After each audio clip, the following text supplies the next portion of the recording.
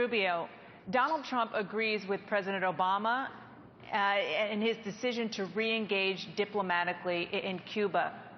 The majority of Americans seem to agree with that as well. So why are President Obama, Donald Trump, and the majority of Americans wrong?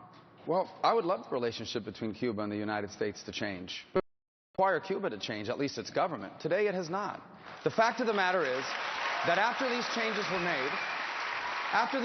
made, there are now millions and hundreds of millions of dollars that will flow to the Castro regime. It will now allow them to become set permanent and in stone. They will now be able to carry out a transition where the military continues to run the country there. They'll put a puppet figure forward as their new president, and nothing will change for the Cuban people. There has not been a single democratic opening, not a single change on the island in human rights. In fact, things are worse than they were before this opening. The only thing that's changed as a result of this opening is that now the Cuban government has more sources of money from which to build out their repressive apparatus and maintain themselves there permanently. And we ask nothing in return. Compare that to the changes that were required in Burma. And by no means is Burma a perfect country. But at least when there was a democratic opening to Burma, they were required to make some democratic openings. When there was a diplomatic opening, it required democratic opening. And today, the former minority party is now the majority party in their legislative body. He asks nothing in return, and we are getting nothing in return. And Cuba and its regime remains an anti-American communist dictatorship, helped North Korea evade UN sanctions, is harboring fugitives of American justice, including people stealing our Medicare money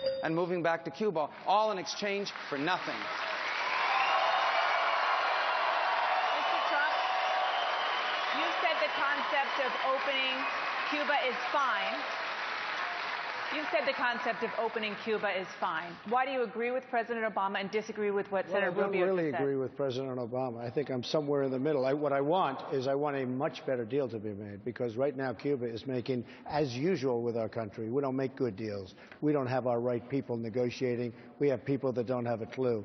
As an example, I heard recently where the threat was made that they want reparations for years of abuse by the United States, and nobody's talking about it, and they'll end up signing a deal, and then we'll get sued for $400 or $1 trillion. All that stuff has to be agreed to now. We don't want to get sued after the deal is made. So I don't agree with President Obama. I do agree that something should take place. After 50 years, it's enough time, folks. But we have to make a good deal, and we have to get rid of all the litigation that's going to happen. This was just a little story, but it was a big story to me, because they said, oh, here we go. We make a deal, then we get sued for a tremendous amount of money for reparations. So I want to do something, but it's got to be done intelligently. We have to make a good deal. Senator Rubio, I know you want to get in, but just to be clear, Mr. Trump, are you saying that if you were president, you would continue the diplomatic relations, or would you reverse them? I would want to make a good deal. I would want to make a strong, solid, good deal, because right now, everything is in Cuba's favor. Right now, everything, every single aspect of this deal is in Cuba's favor. It's the same way as the Iran deal. We never walked, all we do is keep giving. We give and give. Mr. Trump, just to be clear, there is an embassy that you would have to decide whether it would be open or whether you would close it. Which would it be? In Havana. I would probably have the embassy closed until such time as a really good deal was made and struck by the United States. All right. First of all, the embassy is the former consulate. It's the same building, so it could just go back to being called the consulate. We don't have to close it that way. Second of all, I don't know where Cuba's going to sue us, but if they sue us in a court in Miami, they're going to lose. Third,